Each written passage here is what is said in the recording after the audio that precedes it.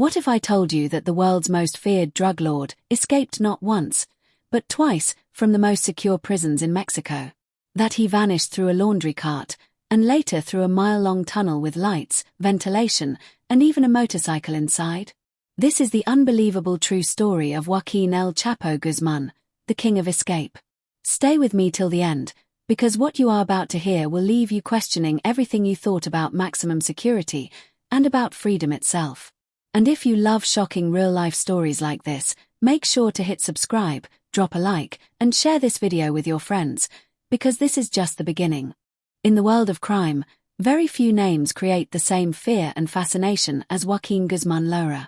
The world knows him as El Chapo, the man who ruled the Sinaloa cartel, and the man who shocked the world with not one, but two prison escapes.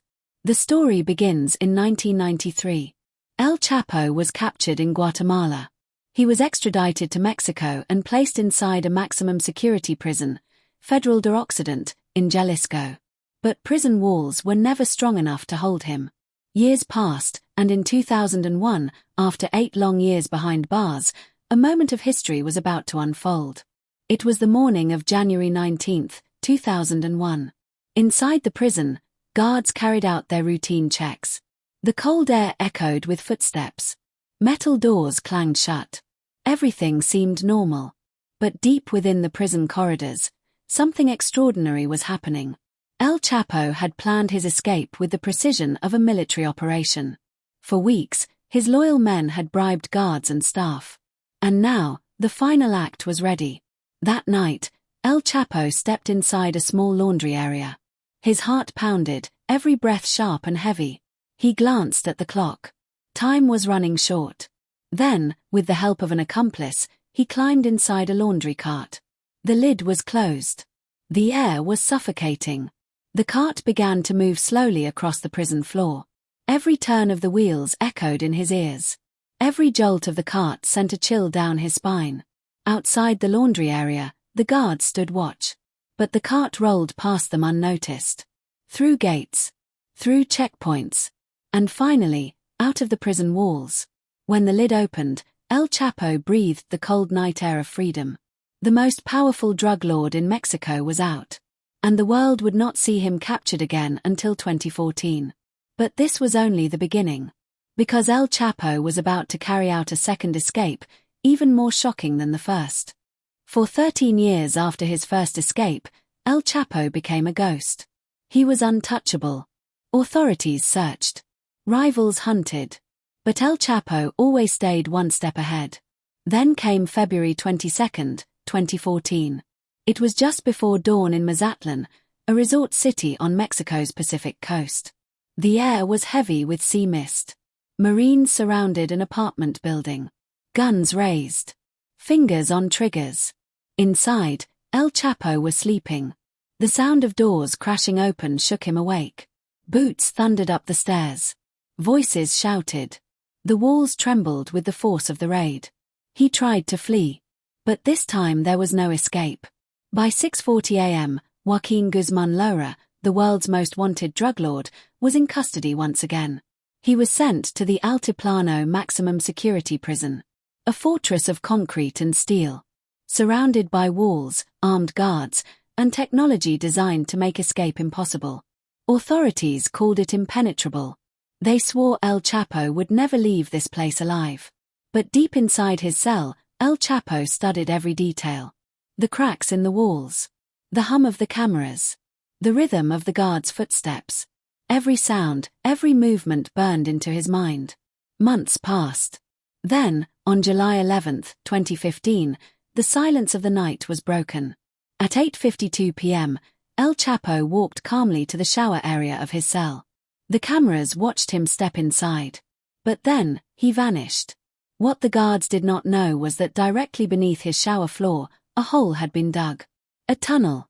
Not just any tunnel. This was a masterpiece of engineering. It stretched for 1.5 kilometers. It had electric lights, ventilation, and even rails with a modified motorcycle to move faster.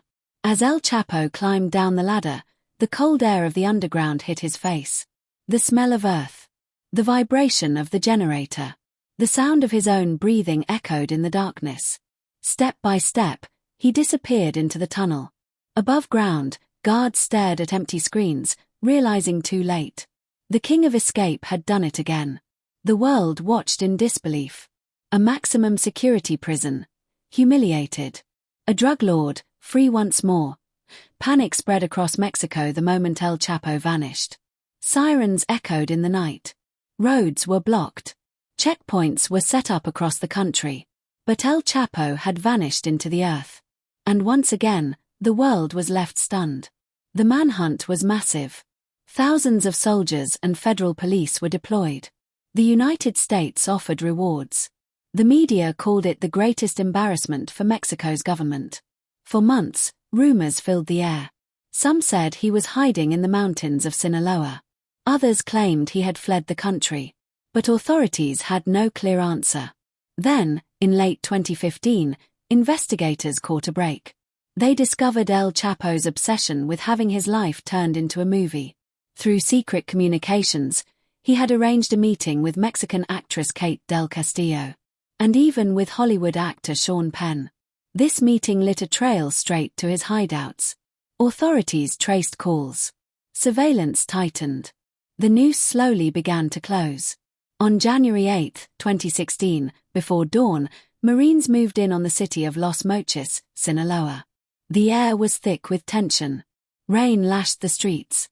A safe house stood silent, until the sound of gunfire tore through the night.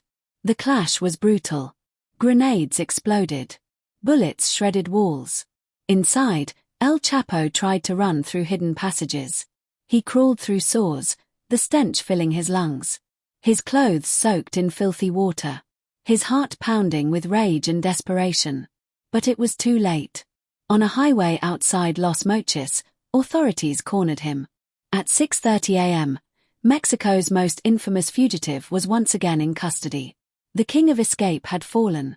This time, the government promised there would be no third escape. No more tunnels. No more laundry carts.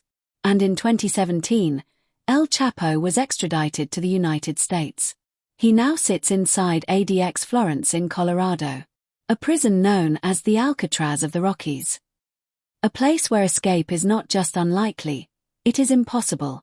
But the memory of his escapes still echoes in history. The man who embarrassed governments.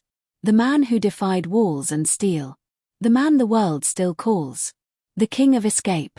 El Chapo's story is more than just crime. It is a tale of power, of corruption, of how one man, with wealth and influence, bent entire systems to his will. His escapes revealed the cracks in maximum security prisons. They exposed betrayal inside the very institutions meant to keep him locked away. And they proved that fear and money can open any door, even the ones that were meant to stay closed forever. But today, in the silence of ADX Florence, there are no tunnels. No laundry carts. No loyal men waiting outside. Just concrete, steel, and isolation. A cage built for a man who once thought he could never be contained. Yet, one question still lingers. Was El Chapo truly the greatest escape artist of history? Or is there someone, somewhere, already planning the next unbelievable breakout? The world may never know. Until it happens. El Chapo's escapes shook the world and humiliated governments. But was he truly the last king of escape? Some say his legend will never be matched. Others believe the next great prison break is already being planned. What do you think? Could anyone ever pull off something like this again? Share your thoughts in the comments, and if you enjoyed this unbelievable true story, make sure to like, subscribe, and turn on the bell, because even more shocking stories are on the way.